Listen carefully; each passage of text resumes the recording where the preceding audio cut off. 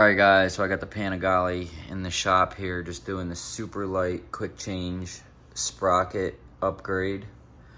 Not doing a video on this because it's just not, I'm just gonna give you some tips here about how to do it. I don't think there's any reason why you guys need a detailed video. There's enough of them out there, but I am gonna give you some tips and tricks. So first of all, this is a quick change kit. So what that means is you can break your chain. Right now I have it set for the pin rivet, just to show you guys. This isn't how I'm gonna do it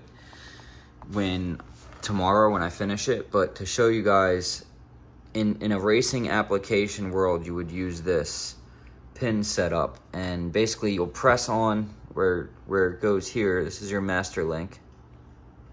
All right, so you would press that plate on there, and once that plate is pressed, then you put this on, and that's your clip. And the rotation of the wheel, which would be this way, so you'd want this facing towards that direction, right? Because what sense would it make to be like this? Okay, so that's the quick chain. That's the quick way to do the chain. That is not recommended for street applications. That's a racing application thing. And like I said, this is a quick change kit. So meaning you can literally break the chain in a couple of seconds by taking that clip, pulling this out. Now your chain is broken. All right, we're just gonna pull it through here, just a hair actually. Let me just pull it through. Just a little so I can show you guys. Now, if this was on the track and I had the hub tightened, you would literally just take these bolts off, and then you would be able to take the gearing off without actually removing the hub. So that's the idea behind this quick change kit. So that's how you do that, and that's why you would use something like this. But for the street, you don't want to do that, because what can happen is this can fail. The chain can come whip and hit you, or whatever. Lots of bad things can happen in that situation, but mainly you're just going to be stranded because your chain broke, right? On a racetrack, it's not a big deal. You just pull the damn thing in the pit road and you fix the chain. For a street application, you're going to use a rivet type master link, and you can see those are hollow.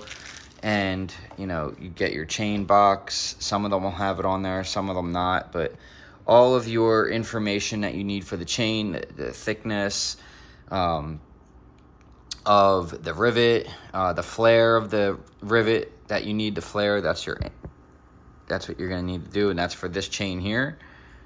520 BMXR sealed chain, pretty good chain. It's not an EK chain, but it's just fine. It'll work fine for that. And then to set that rivet, you're going to need something like, a Motion Pro chain rivet setter and breaker.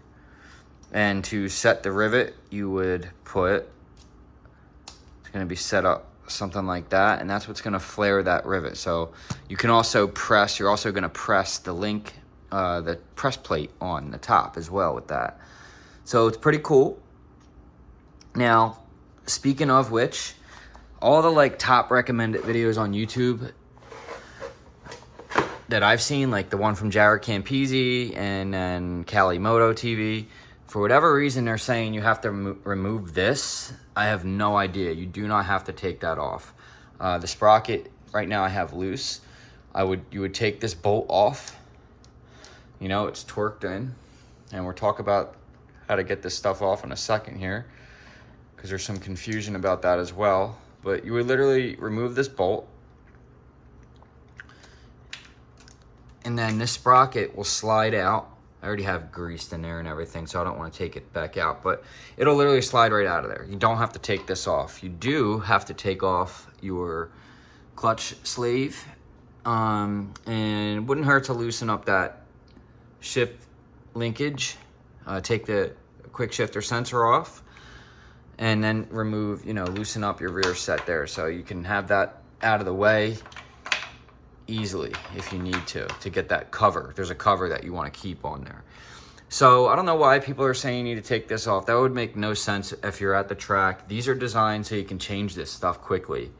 You know, on a race bike, they don't have the cover on there. On a race bike, they're just gonna literally take the clutch sleeve off and change the gearing of the motorcycle super quick. So they're not messing with this thing. So I don't know why anybody would think you would have to take that off, but you absolutely do not need to do that. So in regards to how to take this stuff off and torquing it, I've seen a couple people and even somebody messaged me where like, because I said I put the foot brake, down, hold the foot brake and break this bolt loose, and also that rear axle nut break. That's how you're gonna break that loose with the foot brake.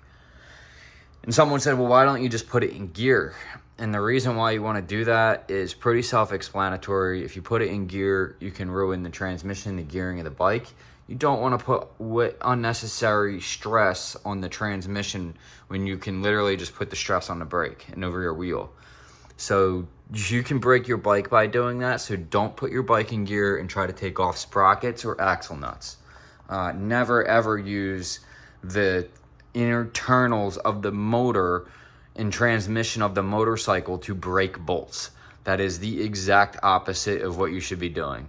So just use your foot brake, put down the foot brake, put the bike down on the ground, break these loose, and then that's all you need to do. Then you can start, first thing you should do is take the plastic off. Then you're gonna take your shift linkage and rear set off. Then you're gonna take your clutch slave off. Then you're gonna put the bike on the ground. You're gonna crack your rear axle nut, which is 240 Newton meters. I did it with a breaker bar, so I'm pretty confident you can do it as well. I also use an extension on the breaker bar. And all I did was put my foot on the rear brake and push the breaker bar, and it broke it pretty easily. Same thing with this. I sat down on the bike, pushed down on the brake pedal, foot brake, and I broke that loose. That is 70 Newton meters to get that back. And you're gonna do the same thing. You're gonna have your foot on the rear brake to torque that down to 70 Newton meters. And that's really all you need to do. So let's get back to this quick change kit here. So first things first, motomillion, no, not Manny directly, but motomillion actually sent the wrong rear axle nut. This is not gonna work for this application. As you can see, it's got like this cone shape and it's just not designed for this. I don't know why they sent this to me or why they think that I needed this, but it's not gonna work. You can't have your rear axle nut on with 3 threads. I know some of you probably think, well, that's fine. No, that is not fine. Do not use that. So I'm gonna have to use the factory one unless they send me the right one tomorrow, because I have another one coming for the other side. I ordered one for this side that's black. And so if it works, Manny, I'm pretty sure will make this right. So he'll send me that one back out and whatever. I don't know what I'm doing with that thing. Maybe I'll send it back to him. I don't know. Can't really resell it. I didn't use it or anything, but I don't know. So I also got these bolts coming in. So these are your cush bolts, all right, that hold your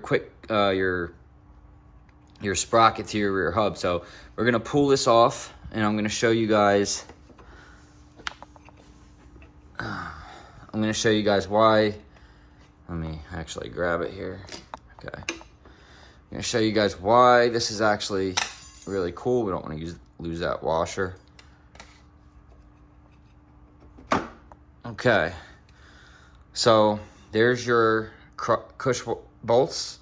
You want to inspect those, make sure those are pretty good. Put some grease in that that axle.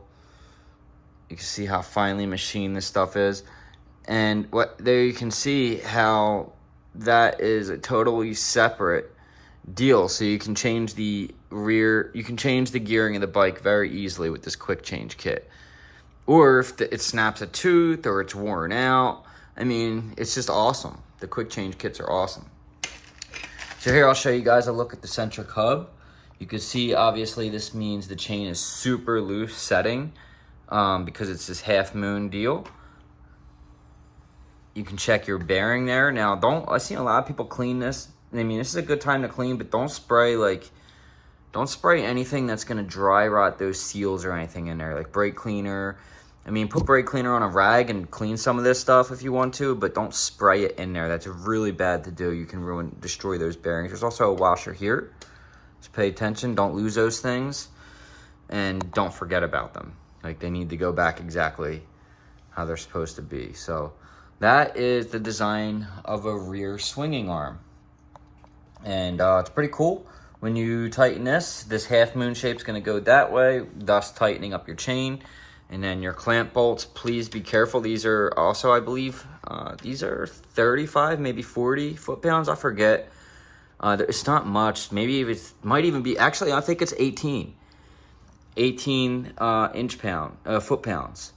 We'll do those. Maybe 20. I got to double check. So don't quote me on that for those clamp bolts, but you want to be careful, because if you ruin your hub, that's got to get pressed into the swinging arm, and that is going to be expensive. That's not something you're going to do here in your house, because to do that, guess what? Your rear swing arm has to come off the motorcycle, the whole thing.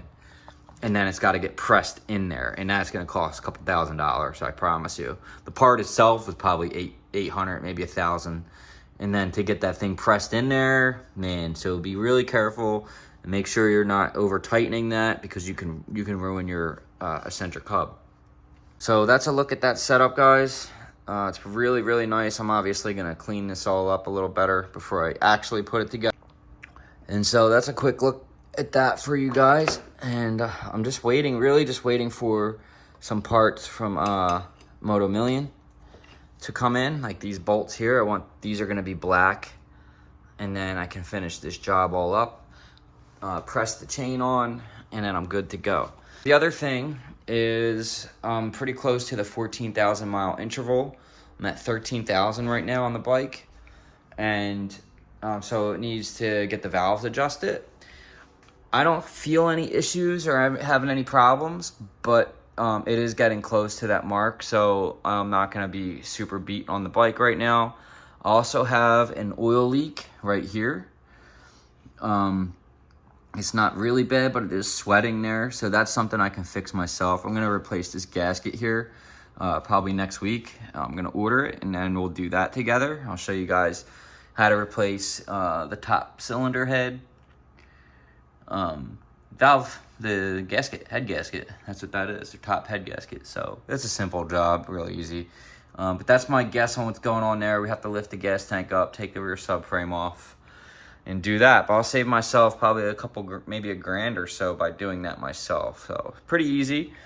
Not worried about that. We're not getting into like adjusting anything in the motor. It's literally just a gasket. So there's that. And then the other issue is this exhaust. The Van Diemen exhaust is not for a Panigale V2. The Van Diemen exhaust is made for an $11.99. And it's okay as long as you have the motorcycle tuned properly. This is not tuned right. So right now I have the Yomi T800 upmap. That is for a Yomi exhaust. Because nobody is making a upmap for this Van Diemen. Now, it runs probably fine for most people, but I need this bike to be at its top best that it can be. So that's why you're not going to see me whooping on it and revving it out and trying to do like top speed runs on it until I get all this stuff taken care of. Meaning why it's not is because the diameter of this pipe is massively way too big for this bike. So again, that's okay, but you need to have it tuned properly to have that. And you know, Brentune makes a upmap for it that is just for the Van Diemen, for the Panigale V2.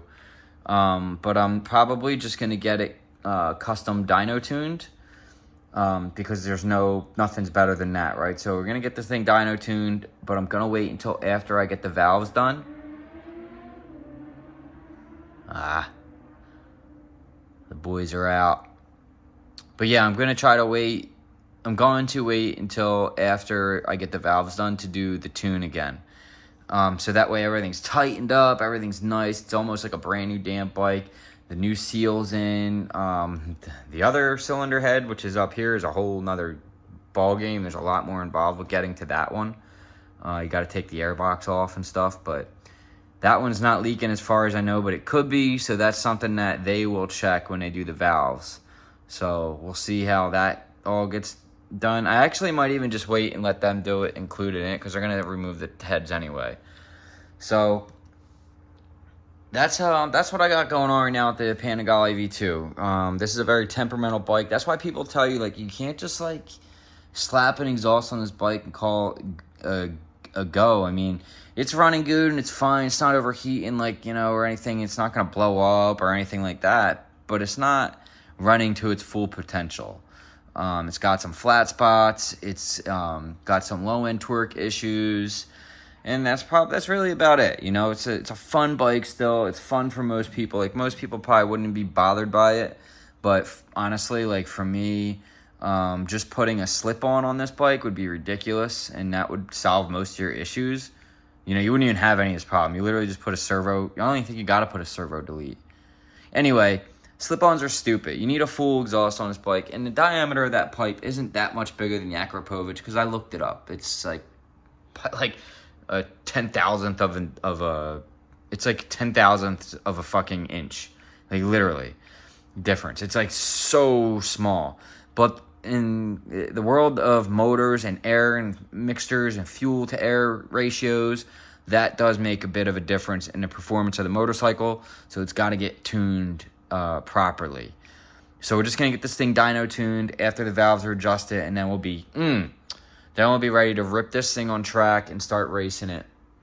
And that's the plan. I'm getting some covers and some frame protections before the track. I'm also getting a new set of wheels for the track, probably carbon fiber. More than likely, I want to get carbon, and then these wheels will just be for like show stuff or whatever. But I am going to go black wheels because I'm almost positive I want to change the whole bike to carbon fiber. Literally everything, the whole entire bike, all the fairings, gas tank, fuel tank, everything. And that's kind of what I'm planning for the future with this thing. But yeah, so lots of little things going on. Everything's gonna be black. Like, literally, I love black. Like, this bike's just gonna be all black Ducati with just these little red accents I'm gonna leave in there. And hi, mama. And so yeah, guys, let me know your thoughts. If you guys have a Panigale, you know, I have a lot of work that I've done to this bike, but now I'm starting to get into some engine stuff, and I'm going to start upgrading the brakes and the RCS 17 and the Jet Prime. I want to change the forks. I want to change the triple clamp. So we got a long ways to go on this bike. By next year GP, this thing should be pretty significantly different than what it is now. Hopefully all carbon fiber, all tuned up with just, also I'm going to safety wire this stuff too. So I'm going to order this stuff for that. And then that should be pretty sick. And then we'll start changing suspension, the front forks, the brakes, everything, guys. This thing, I am not going to stop on this bike until it's completely just has every single possible thing you can do to it done. It's going to be the sickest V2 ever. And it already is pretty badass, but so yeah, that's what I got for you guys. Like, share, subscribe. Go shop those links below by Raven Moto. They have some new armored joggers that are camouflage that look sick. They have a new leather jacket that I have a review coming out on. I mean, they have all kinds of stuff, guys. Go check out those links below. Helps out the channel. And I'll see you guys in the next one. Peace.